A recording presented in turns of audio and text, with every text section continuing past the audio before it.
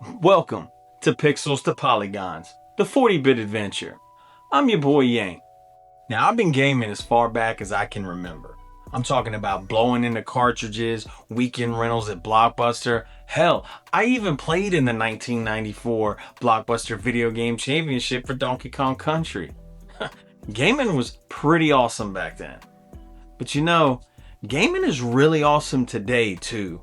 I mean, we've got these massive open worlds to explore for hundreds of hours. Huge multiplayer games to where we can play with our friends that live 5 states away. And of course, the awesome digital storefronts that allow us to buy and download full games by the click of a few buttons right from the luxury of our home. Man, gaming has come a long way. From back then to now to everything in between. I still find myself asking one question. Has gaming really changed as much as we think?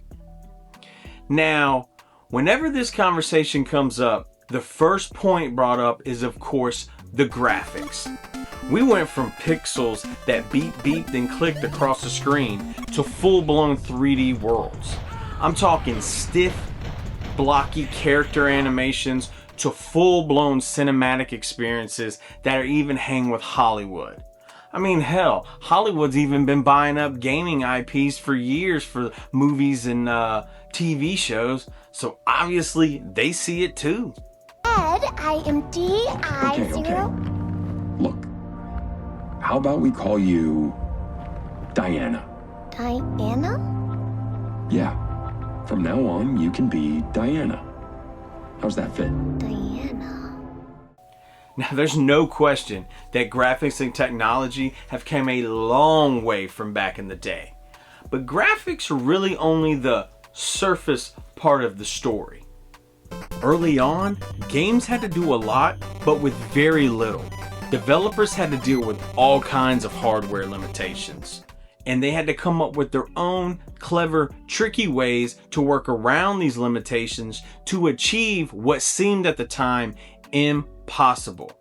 Therefore, every pixel mattered. Every sound effect had its place, and every gameplay mechanic had to earn its spot. Die, monster! You don't belong in this world! It was not by my hand that I'm once again given flesh. For example, Donkey Kong, Pac-Man, Space Invaders, or Tetris, they didn't have massive open worlds bloated with hours of content. These games succeeded because their core gameplay loop was easy to pick up and very addictive. I promise you, it wasn't their storytelling or character development. Well, maybe for Jumpman from Donkey Kong. He kinda did become the face of video games today. Now, as for modern games, they offer on a scale that would have seemed impossible back in the 80s and 90s, or even the early 2000s. Today, entire worlds can be explored, thousands of NPCs can be interacted with, and stories unfold over dozens of hours of gameplay. These games are living and breathing ecosystems that thrive the more that we play them. If you take a step back and think about it, the scope of modern gaming is genuinely incredible and pretty amazing when you stop to think about it.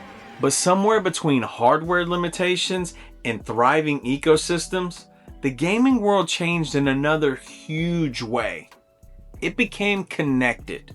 When I was a kid, gaming was either something you did alone or with your family and friends huddled up on the couch in front of the CRTV, laughing and talking smack to each other, having a good time in the same room within your circle. And if you got stuck, you either figured it out or you talked to someone who had already done it. Again, there were no YouTube walkthroughs or forum discussions to tell you what to do or where to go. The connection was limited between you, your family, and friends, just your inner circle. But today, us gamers are connected on a global scale. We can go and watch streams, join online forums to discuss strategies, tips and tricks, or to find like-minded players to party up with to continue a raid in your favorite MMO. And the beautiful thing is, we can do all of this from the phones we carry in our pockets in our day-to-day life. I don't know about you, but that still blows my mind when you put that in perspective. Now, that doesn't necessarily say gaming is better now or worse. It's just saying that gaming is different. Now, another major topic in gaming today is about ownership. Growing up, I was always envious of friends who had vast libraries of video games sitting on the shelves. You can always tell what kind of gamer someone was based on the games that they had. And of course, there's nothing like walking over to the shelf, getting a game, putting it in, and boom, you were playing. No downloads needed, no day one patches, just pretty much kind of like a plug and play kind of deal, and you were off to the races.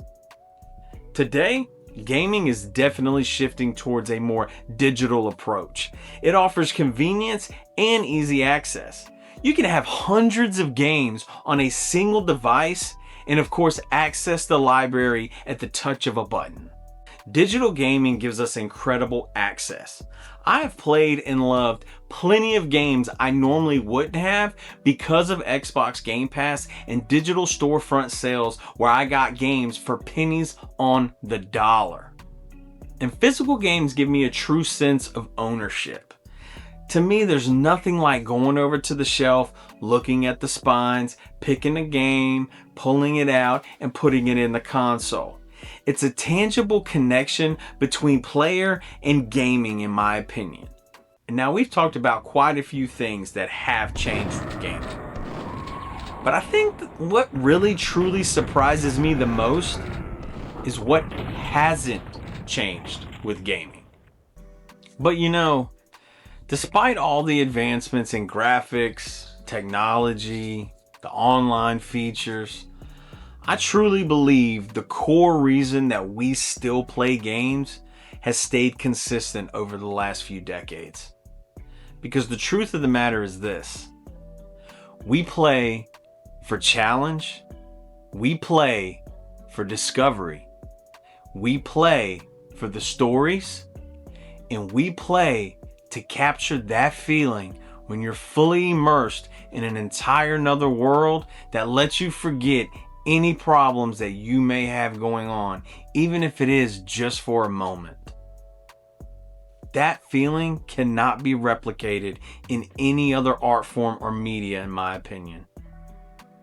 Whether it's an 8-bit platformer, a JRPG from the 90s, or a AAA modern release from today, the fact of the matter is, great games always have and always will create memorable experiences that stay with us for years. And truthfully, that's why I started this channel. Not to argue which games are better, retro or modern. I'm not here to say modern gaming has lost its way and all you whippersnappers need to get off my lawn. I want to explore both sides of gaming, retro and modern. I loved it back then and I love it today, and that's not going to change. I want to explore it from the past to the present. And the reason why this channel has its name, From the Pixels to Polygons. Because understanding where gaming has been helps us appreciate where it's at today and to keep excitement and hope for where it's going in the future. Thanks for being here for the journey. I would love to hear your thoughts. What do you think are the biggest changes gaming has gone through over the years? Let me know in the comments below. And if you enjoyed this video, please consider subscribing for adventures in gaming from past, present, and the future. Thanks for watching Pixels to Polygons, the 40-bit adventure. I'll see you on the next one.